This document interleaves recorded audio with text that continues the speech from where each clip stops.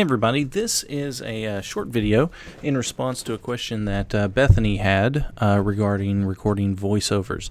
I noticed that there had been some settings changed in the edit bays. I've gone through and I've checked most of the bays and I think they were set right, but I wanted to show you a couple of things just to make sure that you know how things need to be set up in the edit bays for recording voiceovers.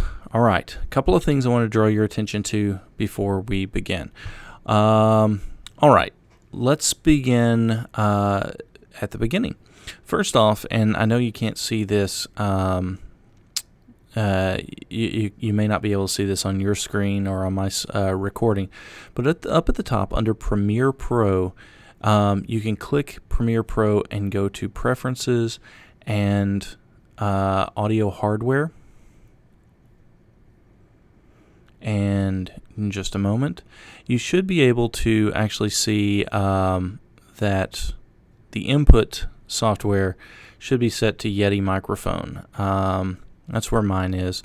And you should have line-in speakers, but regardless of what this is the biggest thing you need to pay attention to is the Yeti microphone. That would be the microphone that's sitting on the table that says blue on the front of it.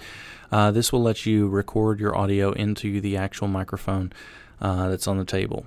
So make sure that your microphone input is set to Yeti. We'll be able to change that again here in a bit, but that's one of the things you want to pay attention to. You may also go to Audio, and this is something else that Bethany was having a problem with earlier. You should have this button clicked that says Mute Input during Timeline Recording. This should be turned on all of the Premiere programs. This keeps you from hearing yourself over the speakers while you're recording. Otherwise, you're going to get this weird echo effect. So you should mute input during timeline recording. So make sure that's turned on. Next, you can see I have a simple sequence built right here. Down here on the timeline, really you should have these four options: mute, solo, record, and voiceover record. These should be set on all of your different edit bays. A couple of things: if you don't see this, what you'll want to do is control click or right click and go down to customize, and you'll see a button editor where you can actually grab something like, say, solo, and drag it down and drop it off. For example, I'm going to add track volume to this. Just grab it, drag it down, and now I have the ability to adjust the track volume on that track.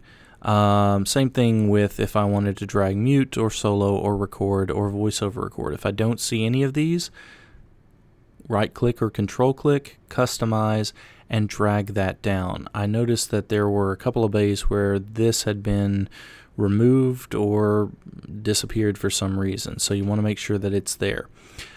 Next, what I would suggest is that whenever you get ready to actually record, you're going to set your playhead where you would like to record, and then go to VoiceOver Record Settings. VoiceOver Record Settings.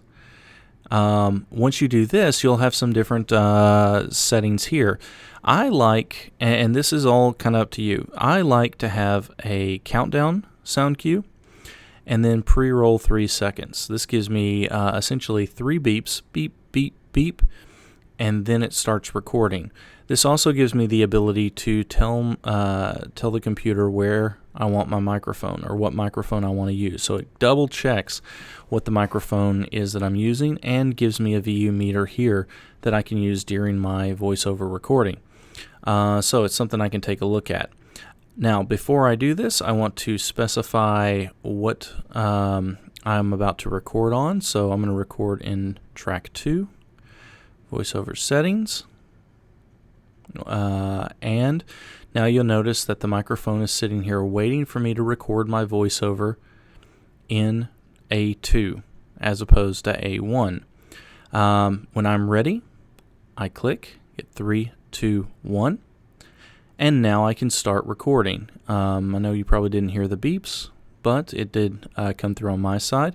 And as I'm recording, you can see my voiceover settings, voiceover settings give me the VU meter here that I can use to set my audio levels before I actually started recording. I'm seeing what's on screen as I'm recording my voiceover. And when I'm done, I simply hit the microphone again, close, and you'll see your waveform right here. You'll also notice that in your project, there is the audio recording of my voiceover. So if I were to delete this from the timeline, I still have it over in my media browser. Just like that. I can cut it up, edit it, do whatever I'd like to with it, and it's still there. It's still available to me. Okay, if you've done all that, you should be good to go with your audio recording or your voiceover recording. If you have any other questions, please let me know as quickly as possible, and I hope this helps. Bye, guys.